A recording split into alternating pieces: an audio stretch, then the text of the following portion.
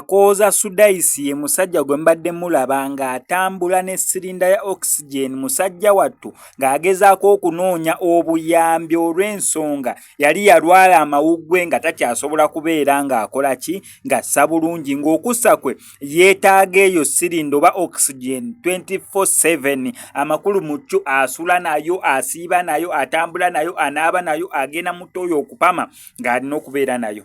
Nina ennaku okutegeeza nti abasawo bagenze omukebera ripooti evuddeyo nti omusajja mulamu talwalangako ku mawuggwe. Awo enkomye okutegeera. Ono lately abadde atambula nnyo ku mukutu gwa TikTok era abadde baakamala okubeera nga bamusondera miliyoni eziwerako ddala 4 n'era zimuyambeko bambi mu mbeera y'obulamu bwe eri abantu ababadde nga bakola ki bamusaasira. Kigambibwa nti ono abadde yakamala emyaka 6 ng'ali mu mbeera bw'etyo yakusaasirwa kusonda kasente biki naye mbu nga ssente z'asonda azigulamu ebibanja mu kyalo era oyo mugagga muvundu.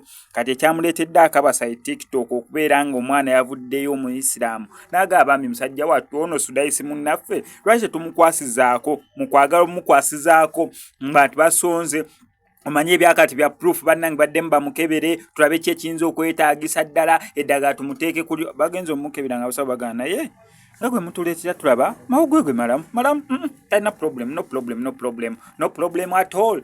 Awo tukomye okutegeera. Imagine musajja fabawaayo 2,500 akatwalo tukoze tuggwawo n'esooka olabe gwe basondera olubuto lwekomera eri musajja yenna munyirivu yenna anyirira bitya.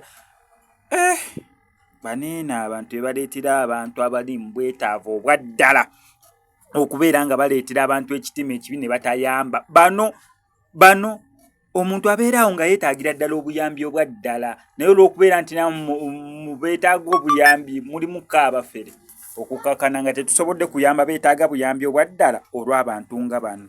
Katonda wange.